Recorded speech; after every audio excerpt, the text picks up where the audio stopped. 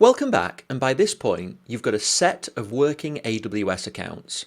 You've configured the account security, added billing alarms, set up IAM and created an IAM admin user, and then completed all of that with multi-factor authentication. So far, the AWS access that we've experimented with has been using the console UI in a web browser. It is possible to access AWS using the command line or even within other applications using APIs or application programming interfaces. Authentication via the command line is not done via username, password and MFA. It's done using IAM access keys, and that's the subject of this lesson. So let's jump in and get started. Access keys are long-term credentials available within AWS. They're not the only type of long-term credential that you need to be aware of, and all long-term credentials are used with IAM users.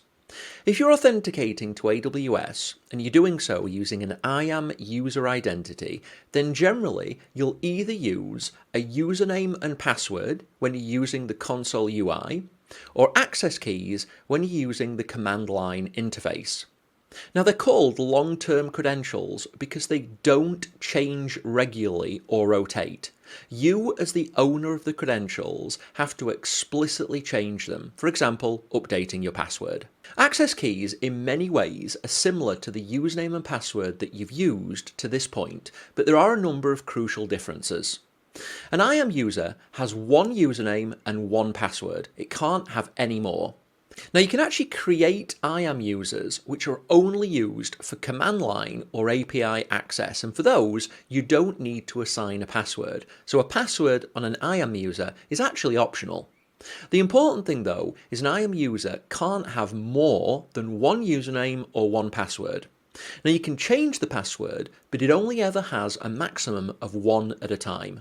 Now if I ever refer to credentials throughout this course, and a username and password is an example of a set of credentials, there is normally a public part and a private part to those credentials. With usernames and passwords, the username is the public part of those credentials and the password is private. You don't need to worry too much if somebody knows your username, but if they know your username and password in conjunction, then that's known as a credential leak and you're in trouble. An MFA is just another private part to your credentials. It makes it harder to leak the full credential set. The first difference with access keys is that an IAM user can have two sets, two access keys. It can have 0, 1 or 2, but never more. Access keys can be created, deleted, made inactive or made active. And logically, they default when they're created to be the active state. Now, like username and password credential sets, access keys are actually formed from two parts. The first part is the access key ID, and the second part is the secret access key. The access key ID looks something like this, and the secret access key, that's longer and more complex. When you create access keys, and I use that term to refer to both parts of the credentials, AWS provides both of these to you. So you're given both the access key ID and the secret access key when you create that set of credentials.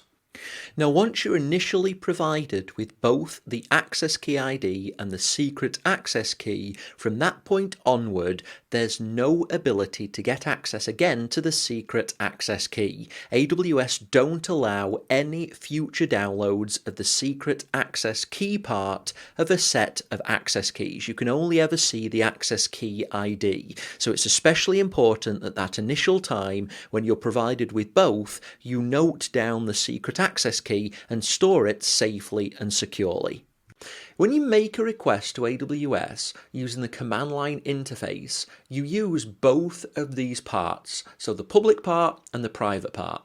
Now, the access key ID in many ways is like an IAM username, and the secret access key is like a password. If you let anyone have access to the secret access key, then it can be used to act as that IAM user. So you need to be really sure that whenever you store the access key ID and the secret access key, you keep the secret access key safe and secure.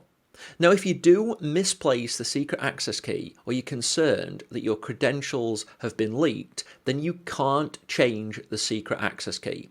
You need to delete the entire access key, so that's both parts, the access key ID and the secret access key, and then recreate it. And that will give you a brand new set of credentials. So a brand new access key ID and a brand new secret access key. Now, if you have any command line interfaces or applications which are configured to use access keys, and you make that set of credentials inactive or delete them, then the command line interface or application will stop working until you either make it active again or generate a new set and then update those command line interfaces or applications with the new details. If you ever hear the term rotating access keys, it simply means to create a brand new set and remove the old one. It's no more complex than that. That's why an IAM user can have two sets. Generally, if you're utilizing the first set, then to rotate them, you'll create a second set, update all of your applications and command line utilities to that new set, and then delete the old one. Now, with the exception of the account root user, which can also have access keys, although that's not recommended, IAM users are the only identity which uses access keys, so the only identity that uses long-term credentials.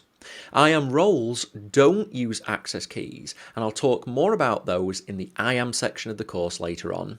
For now, I just wanted to introduce the basics. It's security related, and I want you to understand how it works from the offset. Now that you've learned the theory of access keys, it's time to experiment. Now we're going to have a demo, and in that demo, we're going to create access keys in both the general AWS account and the production AWS account. Once you've created those access keys, I'll be showing you how to download and configure the AWS command line tools, and as part of that process, you'll be using these access keys and configuring the command line tools to be able to connect to both the general and the production AWS account. So at this point, that's everything you need to do. Go ahead, complete this lesson, and when you're ready, I'll see you in the next.